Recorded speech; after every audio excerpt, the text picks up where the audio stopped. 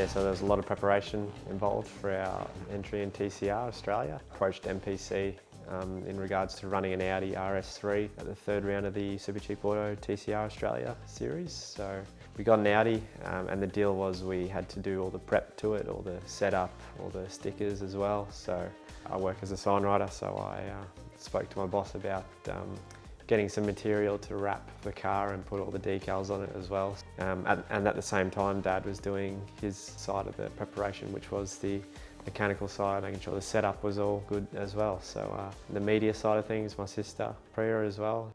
Yeah, so we had to miss out on the first practice session due to a power steering issue. So I went out in practice 1 and went through turn 1 and I had no steering really, or the steering was really hard to turn. We managed to get out for practice 2 where for the majority of the session we were in the top 5, which was yeah, pretty cool. Yeah, so I think qualifying probably wasn't quite what I was after. I knew we had the speed to be in the top 10. I made a mistake on my behalf and went off track and definitely knocked the confidence a little bit. So as I was getting quicker and quicker, the session had ended, and I think another lap and I would have easily been in the top 10. Yeah, it was a lot of fun, first race. I got an okay start. That was the thing I was really wanting to focus on for this weekend, was my starts. So got an okay start and had a few good battles as well with some of the other competitors and moved up 2 spots to 9th. So and because of that, we were able to start for second in the reverse grid race 2.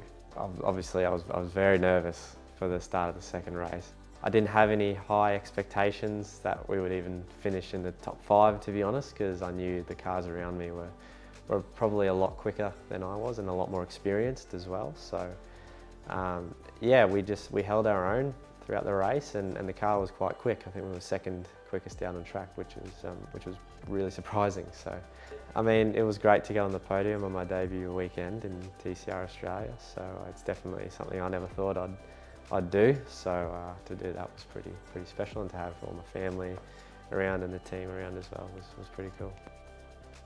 So to be honest, the wrap from the weekend was, from my perspective, total success. I mean, there's just so many elements coming at one race meeting in a different car that really haven't had a lot of experience with a level of drivers that have, you know, high qualities. One of the reasons that TCR Australia is so attractive from our perspective was Clay having that level of competition that he could go into against experienced racers that have been racing those cars for a little while. That was a big decision-making process. I really like the feel of the category. I think that, you know, the support classes that they've got going, the teams and the way that they can activate their sponsorships within the TCR series is really good. So I think it's got a lot of purpose for the future.